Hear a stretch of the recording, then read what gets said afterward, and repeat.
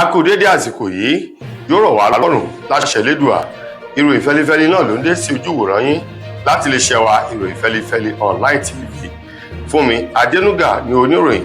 Kó tó di wípé ẹgbẹ́ ẹ̀kúnrẹ́rẹ́ ìròyìn náà, ẹ jẹ́ ká dé òkè lọ́hùn náà, à ń padà bọ̀ wá láìpẹ́ yìí.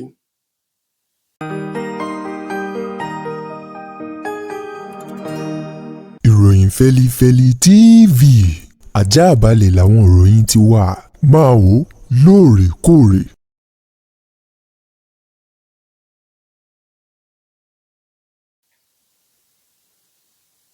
Ẹ káàbọ̀ padà, ìròyìn rèé lẹ́kùnrẹ́rẹ́. Pẹ̀lú bí àwọn olóṣèlú ṣe ti ń parẹ́ mọ́ ètò ìbò ọdún 2027 báyìí, ẹgbẹ́ òṣèlú PDP ni wọ́n ti gbé ìgbésẹ̀ ńlá kan láti lè rí dájú pé wọ́n mú ọmọ oyè tí ó díje dupò ààrẹ lápá gúúsù orílẹ̀-èdè wa Nàìjíríà, èyí tí wọ́n gbà lérò wípé yìí yóò ṣe ìrànwọ́ fún wọn láti já ewé olúborí sí ipò ààrẹ lọ́dún 2027. Nínú ìpàdé kan tí wọ́n ṣe nílùú Àbújá èyí tó bọ́ sí ọjọ́ Ajé tòun ti ọjọ́ Ìṣẹ́gun, àbọ̀wábà èsì ìpàdé náà, èyí tí wọ́n ní káwọn má tún ṣe àṣìṣe èyí tí ẹgbẹ́ òṣèlú náà tún ṣe lọ́dún 2023, èyí tó mú alága ẹgbẹ́ òṣèlú ọ̀hún látàpá àríwá ilẹ̀ yìí tí wọ́n tún mú ọmọ oyè tó díje dupò ààrẹ látàpá àríwá orílẹ̀-èdè yìí, èyí tí wọ́n lòun ló ṣe okùnfà bí wọ́n ṣe fi ìdí rẹmi lọ́dún 2023. Ẹgbẹ́ òṣèlú PDP wá ní inú ẹ̀ṣìṣì kì í jóni lẹ́ẹ̀mejì, bí ọmọdé bá ṣubú ó di dandan kó wo wájú, bí àgbàlagbà bá ṣubú ó di dandan kó wo ẹ̀yìn wò.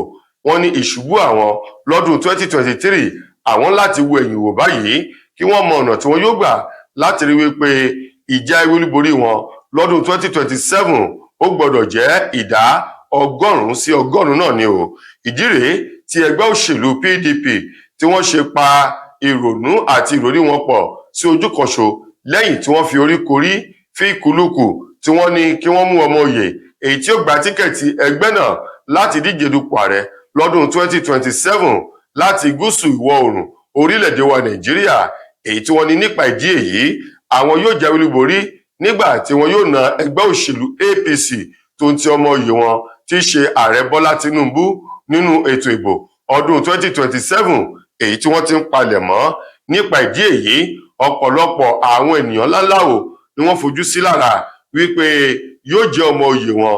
Níbẹ̀ ni láti rí gómìnà ìpínlẹ̀ Ọ̀yọ́ onímọ̀-ẹ̀rọ Ṣèyí Mákindé àti àwọn ènìyàn ńláńlá yòókù, èyí tó jẹ́ wípé ìtíkẹ́ẹ̀tì àti díje dupò ààrẹ náà ọwọ́ èèyàn kan ni yóò já mọ́ láti apá gúúsù ìwọ̀ oòrùn orílẹ̀-èdè wa Nàìjíríà. Peter Obi tí í ṣe ọ̀kan nínú àwọn tí wọ́n díje dupò ààrẹ lọ́dún 2023 mà ló ti kan ominú sí bí àwọn jàǹdùkú agbésùmọ̀mí, àwọn ajínigbé bí wọ́n ṣe ń ṣòro ní orílẹ̀-èdè Nàìjíríà lásìkò yìí tí ìjọba àpapọ̀ sì kọ̀ jálẹ̀ láti wá ọ̀nà àbáyọ sí gbogbo ìkọlù ọ̀hún. Peter Obi, èyí tó ní láàrin ọdún méjì ààrẹ Bọ́lá Tinubu gẹ́gẹ́ bí ààrẹ lórílẹ̀-èdè yìí, olókéré tán àwọn ènìyàn tó ń lọ bí 10,000 ó lé ní àwọn agbébọnrìn àti àwọn oníṣẹ́ ibi ni wọ́n ti rán lọ sí ọ̀run àrèmábọ̀. Ó ní ká wo bí nǹkan ṣe ń ṣẹlẹ̀ ní orílẹ̀-èdè lásìkò yìí, ó kan èèyàn lóminú Peter Obi ní lákì í ṣe wípé wọ́n ń ja ogun.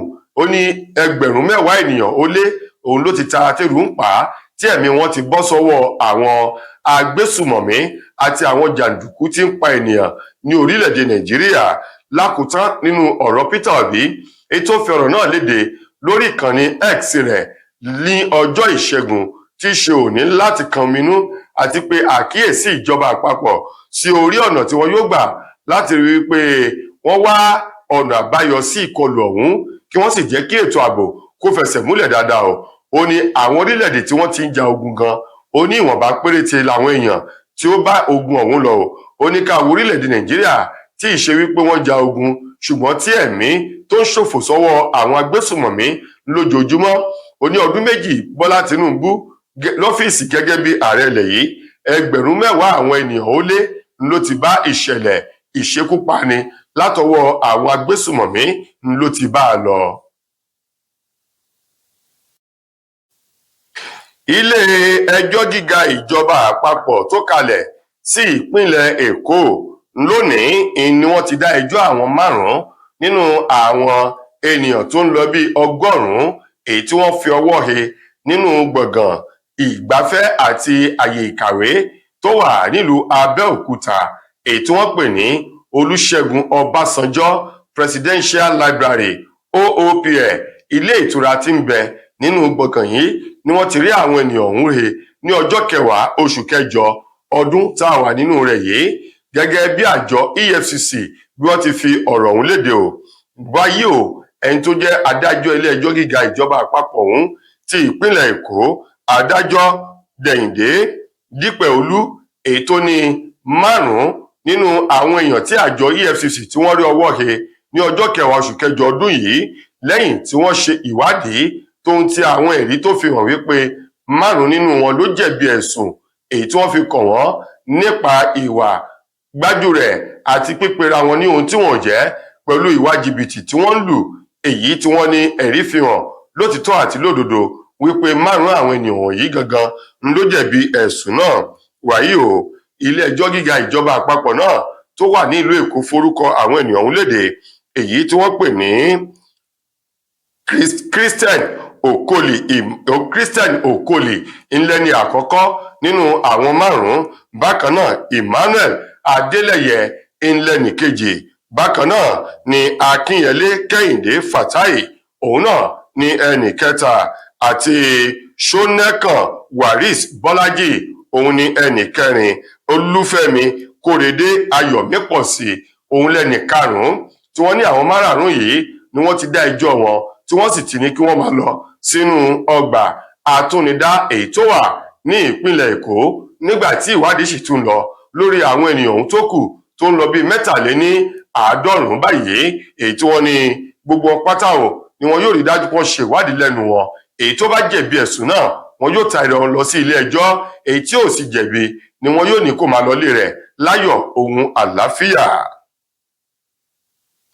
Ọ̀kan nínú àwọn òṣèré sinimá àgbéléwò èdè òyìnbó tòun ti Yorùbá eyín arábìnrin Nkechi Blessing mà ló ti ní kí àwọn ọmọ orílẹ̀-èdè Nàìjíríà bá òun jó, kí wọ́n bá òun yọ̀, kí wọ́n sì bá òun dúpẹ́ lọ́wọ́ ikú òjijì tàbí ìfarapa èyí tí ó bá sọ òun di aláàbárà.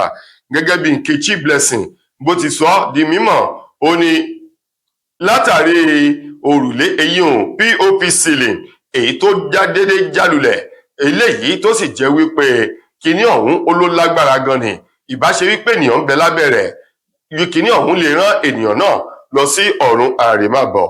Gẹ́gẹ́ bí Nkechi Blessing ti sọ, ó ní ìṣẹ̀lẹ̀ nínú ilé rẹ̀ tó wà ní agbègbè Lẹ́kí ní ìpínlẹ̀ Èkó lásìkò tí òrùlé POP ọ̀hún tó jálulẹ̀, ṣùgbọ́n tó ní ọkọ̀ òun ní kíní ọ̀hún bàjẹ́ díẹ̀, kò farakọ òun, bẹ́ẹ̀ sì ni kò sí ẹnikẹ́ni èyí tí POP náà eléyìí tó jálé lórí ó lámọ̀ ikú tí ò bá pani tó bá ṣí ni nífìlà lọ, ó ní kí ẹni máa jó kẹni máa yọ̀ ni nítorí òun ò fẹ́ rí irú nǹkan báyìí rí láyé òun. Ó ní àsìkò tó sì ṣẹlẹ̀ náà Ọlọ́run ò jẹ́ kí kinní ọ̀hún kó kan ẹnikẹ́ni tàbí kó ṣe ẹnikẹ́ni léṣe. Gẹ́gẹ́ bí Nkechi Blessing bó ti sọ ọ̀rọ̀ náà èyí tó fi léde lórí òrùlé POP èyí tó jálulẹ̀ nínú ilé rẹ̀ tí ń bẹ ní Lẹ́kí ní ìpínlẹ̀ Èkó. Mo kí gbogbo ojú tí wò mí ti ń gbọ́ mi jákèjádò orígun mẹ́rẹ̀ẹ̀rin àgbáyé. Orúkọ mi ni Ambassador Àkànfẹ́ Ìwò tí mo jẹ́ agbẹnusọ fún iléeṣẹ́ X2 Ultimate Herbal International Limited. Níléeṣẹ́ wa bí láti màmọ̀ dájú nǹkan kan tí eléyìnbó ń pè ní health is wealth, ìlera lọ́rọ̀. Kì í ṣàfẹnujẹ́ nìkan tá a bá ń gbọ́ ní sétí, torí gbogbo lọ́gbọ̀n àwọn èèyàn ni wọ́n ń kojú àìsàn tí a pè ní ìfúnpá gíga. Ìdí nìyí tí iléeṣẹ́ X2 Ultimate Herbal fi ṣètò oògùn ìfúnpá gíga fún ní powder àti ní olómi. Kò tán síbẹ̀, oògùn ìtọ̀ ṣúgà ó wà ní iléeṣẹ́ X2 Ultimate Herbal International Limited ní powder àti ní olómi. Òun náà lẹ̀ ń wò yìí. Oògùn ọ̀pẹ́ ẹ̀yìn wà tí a ti ṣe lọ́jọ̀ fún ẹni tó bá ń kojú ọ̀pẹ́ ẹ̀yìn torí gẹ́gẹ́ bí ìṣòro. Iléeṣẹ́ wa níbí ní oògùn ẹ̀ tó lè bá wọn tán rẹ̀ lójú ọgbọ́n. Bákan náà ogunlọ́gọ̀ àwọn èèyàn ni wọ́n jẹ́ oníbìísí tí wọ́n ti rora wọn pín wípé Ọlọ́run ò lè ṣe, ṣùgbọ́n tó jẹ́ pé àìsàn kan sómìíràn ní kọjú ọmọ bíbí wọn. Ó wà ní iléeṣẹ́ X2 Herbal International Limited fún ìwòsàn fún àwọn oníbìísí. kò tó síbẹ̀ o, a ní ọ̀pọ̀lọpọ̀ oògùn tí a ṣe létò fún ẹni tó bá jẹ́ ẹni tó bá ní ikùn gbẹ̀ndù tó jẹ́ pé ọ̀rá ti pọ̀ jù lára ẹ̀, ó máa bá wa burn fat, a pè ní F2 burn fat fún obìnrin àti fún ọkùnrin. Bákan náà ní iléeṣẹ́ F2 Ultimate Herbal International. lákòótán nínú ìròyìn wa fún tòní, ọ̀kan nínú àwọn ènìyàn eléyìí tí máa ń kọ ìròyìn lórí ayélujára, Túndé Ednut Ohunma ló ti fi èsì sí ọ̀rọ̀ kan àti ọ̀rọ̀ ìkíni kú oríire èyí tó fi léde o. Túndé Ednut eléyìí tó sọ̀rọ̀ náà, Ednut ní èyí tó jẹ́ ìyàlẹ́nu náà ní wípé ọ̀rọ̀ kan tí àwọn olólùfẹ́ rẹ̀ tí wọ́n sọ bóde o lẹ́yìn tí gbajúgbajà òǹkọrin takasúfè ilẹ̀ wa David Adeleke tí gbogbo èèyàn mọ̀ sí Davido èyí tó fi ìròyìn kan léde wípé inú òun dùn o láti rí àwọn nǹkan ìyanu tí ń ṣẹlẹ̀ lágbolé òun. Ó ní nínú ẹbí òun ẹlẹ́ẹ̀kẹta rèé tí wọn yóò ra ọkọ̀ bàálù aládàáni agbérapá o èyí tí a mọ̀ sí private jet. Wọ̀nyí ní ọ̀rọ̀ tí Davido fi sórí ayélujára èyí tí ọ̀pọ̀lọpọ̀ àwọn ènìyàn bẹ̀rẹ̀ sí ní kíkú oríire o. Ó ní private jet náà èyí tí ń ṣe ti bàbá òun ló jẹ́ ẹlẹ́ẹ̀kẹta tí wọn yóò ní nínú ẹbí wọn. Davido wá sọ ọ̀rọ̀ náà tó sì ń dúpẹ́ lọ́wọ́ àwọn èèyàn tí wọ́n kíkú oríire fún ti àṣeyọrí ríra ẹ̀rọ bàálù aládàáni agbérapá náà. Báyìí náà ni Túndé Ednut tóun náà sọ wípé òun kí Davido tó ní ó kú oríire o àwọn àánú àti ìṣẹ̀lẹ̀ èyí tó dùn mọ́ èèyàn létí tó ṣẹlẹ̀ nínú ilé wọn. Ó tún gbà á ládùúrà wípé Ọlọ́run kò ní fi èyí ṣe òpin fún Davido àtàwọn ẹbí rẹ̀ tó fi mọ́ èmi àti òun. Wàyí o, ọ̀rọ̀ yìí èyí tí Túndé Ednut tó fi sórí ayélujára rẹ̀ lọ́kan nínú àwọn olólùfẹ́ rẹ̀ ti sọ wípé nígbà wo lòun náà yóò ra bàálù agbérapá aládàáni. Èsì ọ̀rọ̀ tí Túndé Ednut fi léde ó jẹ́ ohun ìyàlẹ́nu o. Ó ní ọjọ́ tí Wizkid náà bá ra private jet yìí lòun náà yóò tó ra ti tòun. Ó ní bí Wizkid ò bá tí ì rà á olóhùn náà sì máa wòran ni o, ṣùgbọ́n òun yóò fowó ṣe ọ̀pọ̀lọpọ̀ àwọn nǹkan mèremère nínú ayé o. Ọ̀rọ̀ tí Ednut tó sọ rèé tí wọ́n àwọn èèyàn tún sọ wípé kò yẹ kó sọ bẹ́ẹ̀. Ó dàbí ẹni wípé ó ń fi ọ̀rọ̀ náà bú Wizkid ni o. Ó ló yẹ kó lo gbólóhùn tàbí èdè míì láti fi ṣe àpèjúwe ìgbà tóun náà yóò ra private jet tirẹ̀, ṣùgbọ́n ó ní bó ṣe sọ sí Wizkid yìí jẹ́ ohun àbùkù gbáà. Tó ẹ̀yin ará, ìròyìn wa kò ní jù báyìí lọ fún tòní. Títí dìgbà míì tẹ́ bá láǹfààní láti gbọ́ tún rẹ̀ míì nílé iṣẹ́ wa. Mo gbà á ládùúrà wípé wàhálà ìdààmú ò ní kàn wá. Fúnmi Adénúgà ló mú wá sí ojú ìwòran yín. Ẹ ṣeun gan ni o.